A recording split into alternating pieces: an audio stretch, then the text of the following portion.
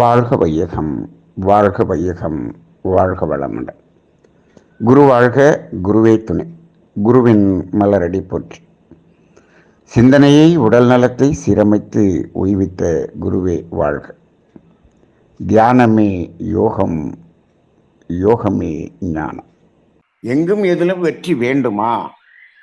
இதைத்தான் சமுதாயத்தில் இருக்கக்கூடிய அனைத்து மனிதர்களின் மனமும் வேண்டுகிறது, இயங்குகிறது. வெற்றி பெற வேண்டும் என்று. சரி, எங்கும் எதிலும் எப்பொழுதும் வெற்றி பெற வேண்டும் என்று சொன்னால், இப்போ எல்லோரும் எங்கும் எதிலும் எப்பொழுதும் வெற்றி பெற வேண்டும் என்று நினைத்தால் இது சாத்தியமா என்று கேட்டால், இன்றைய சமுதாயத்தில் அது சாத்தியமாக இல்லை. இப்பொழுது ஏன் அது சாத்தியமாக இல்லை என்று பார்க்கும்போது, எது வெற்றி என்பது இப்பொழுது ஒரு புரிதலுக்கு வரவேண்டிய ஒரு சூழ்நிலையாக இருக்கிறது. வெற்றி வேண்டும் என்று மனம் இயங்குகிறது. உண்மையான வெற்றி என்பது எது?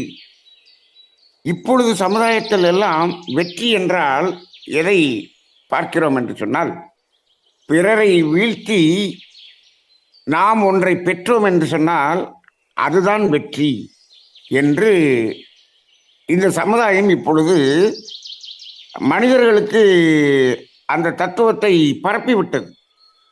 அது மட்டும்தான் வெற்றி என்று இப்பொழுது தெரிகிறது.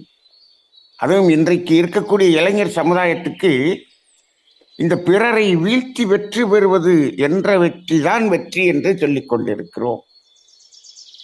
ஆனால் அது அல்ல வெற்றி, அது தற்காலிகமான வெற்றி.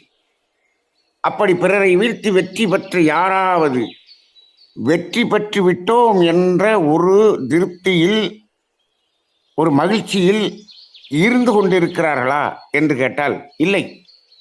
வெற்றி பெற்ற நேரத்தில் மகிழ்ச்சியாக நிறைவாக இருப்பது போல் ஒரு தோற்றம், ஒரு மாய தோற்றம் தான் தோன்றுகிறதை தவிர, அதன் பிறகு மேலும் ஓடுகிறார்கள், ஓடிக்கொண்டே இருக்கிறார்கள். எதுவரை ஓடுகிறார்கள்? வாழ்க்கையின் இறுதி வரை ஓடுகிறார்கள், மரணித்து விடுகிறார்கள். இதுவா வெற்றி? அப்ப வெற்றி என்பது, அந்த வெற்றியின் அனுபவம் நமக்கு எப்படி இருக்க வேண்டும்? நிறைவாக, மகிழ்ச்சியாக, ஆனந்தமாக இருக்க வேண்டும் அல்லவா? அந்த வெற்றி பெற்ற ஒரு உணர்வு நம்முள் இருந்து கொண்டே இருக்க வேண்டும் அல்லவா? அப்படி என்றால் உண்மையான வெற்றி நமக்கு கிடைக்கும் பொழுதுதான் அது நிலையானதாக, நீடித்ததாக இருக்கும். அப்ப அந்த அடிப்படையில் வெற்றி என்பது எது என்பதை நாம் உணர வேண்டும். பிறரை வீழ்த்தி வெற்றி பெற வேண்டும் என்பது அவசியம் இல்லை. ஏனென்று சொன்னால், இந்த இயற்கையிலே நமக்கு என்ன வேண்டுமோ, என்ன தேவையோ, இந்த உலகில் இருக்கக்கூடிய அனைத்து 850 கோடி மனிதர்களுக்கும் என்ன வேண்டுமோ, என்ன தேவையோ, அந்த வளங்களை எல்லாம் நமது தேவைக்கு மேல் அதிகமாக இயற்கை இங்கு கொடுத்திருக்கிறது. இதை நாம் எடுத்து அனுபவம் செய்வதில் எந்த தடையும் இல்லை இயற்கையிலே. அப்படி இருக்கும் பொழுது அந்த தேவைகளுக்கு வேண்டிய அனைத்தும் நமக்கு கிடைத்து விட்டால், அதை அனுபவம் செய்த நிலை இருக்கிறதே, அதுதான் வெற்றி. எல்லோருக்கும் எல்லாமும் கிடைக்கக்கூடிய ஒரு நிலை இந்த உலகில் இயற்கையால் கொடுக்கப்பட்டிருக்கிறது என்பதை நாம் உணர்ந்து கொண்டு, அனைவரும் அந்தந்த நிலையில் முழுமையான அந்த இயற்கையின் கொடையை எடுத்து வெற்றி பெற்று வாழ்ந்து கொண்டிருக்கும் பொழுது, இங்கு பிறரை வீழ்த்தி வெற்றி பெற வேண்டும் என்ற ஒரு சூழ்நிலையே வராது. இப்பொழுது மனிதர்கள் இந்த இயற்கையின் கொடையை இன்னும் இன்னும் இன்னும் என்று அதை பதுக்கி வைக்கக்கூடிய ஒரு நிலை வரும் பொழுது இப்பொழுது என்ன ஆகிறது என்று சொன்னால், அவர் தேவைக்கு மேல் ஒன்றை அனுபவிக்கிறார் என்பதை இன்னொருவர் பார்க்கிறார். அப்படி அனுபவித்தால் தான் வெற்றி என்று இவரும் அதற்காக முயல்கிறார். ஆனால் இங்கு ஒன்றே ஒன்று மட்டும் நமக்கு புரியவில்லை. தேவைக்கு மேல் அவர் அனுபவிக்கக்கூடிய, அனுபோகம் செய்யக்கூடிய அனுபோகத்தை தான் நாம் பார்க்கிறோம். அந்த அனுபோகத்திற்கு பின்னால் வரக்கூடிய விளைவை நாம் பார்ப்பதில்லை. அவர் அது துன்பமாக வந்து அந்த துன்பத்தை அவர் தனியாக அனுபவித்துக் கொண்டிருக்கிறார். அந்த அனுபோகம் என்ற நிலையை மட்டும் பார்த்துவிட்டு நாமும் அதற்கு அந்த அனுபவத்துக்கு போக வேண்டும் என்று எடுக்கக்கூடிய முயற்சியை, அதில் அடையக்கூடியதான் வெற்றி என்று நாம் நினைத்து கொண்டிருக்கிறோம்.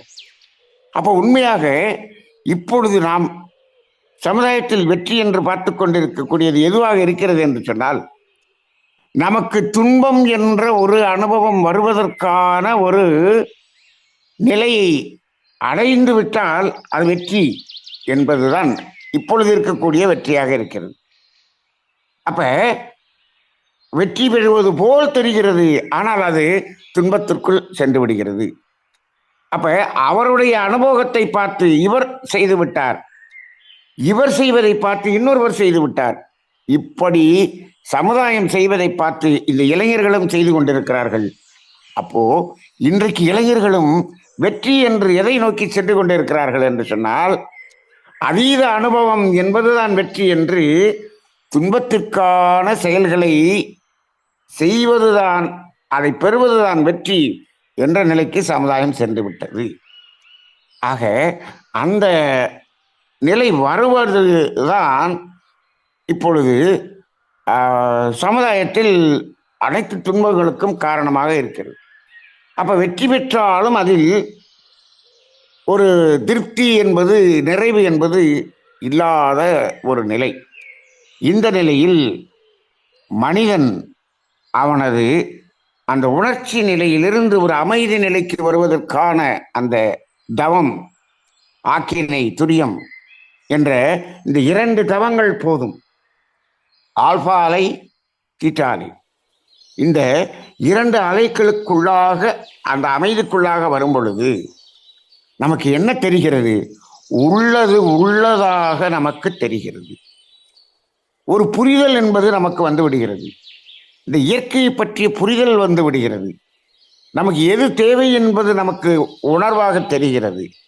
அது மட்டுமல்ல, தேவையை மீறும் போது அந்த தேவையை மீறும் நிலை துன்பமாக மாறுகிறது என்பதும் நமக்கு தெரிகிறது. துன்பமாக மாறுகிறது அல்ல, துன்பமாக மாற்றிக்கொள்கிறோம் என்பதும் தெரிகிறது. இப்படியான விளக்கங்களை எல்லாம் இந்த தவநிலையில் நாம் உணர்ந்து கொள்ளும் பொழுது, அந்த தவமும் தத்துவமும் தெரிந்து அதை உணர்ந்து கொண்ட நிலையில், அந்த அமைதி நிலையில் நாம் வாழ்ந்து கொண்டிருக்கும் போது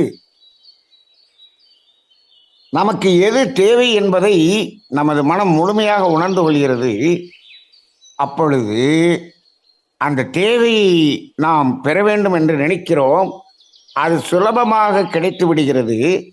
இப்பொழுது நாம் நினைப்பது எப்படி நினைப்போம் என்று சொன்னால், எது நடக்குமோ அதைத்தான் நாம் எண்ணுகிறோம், அதைத்தான் நாம் நினைப்போம். எப்பொழுது?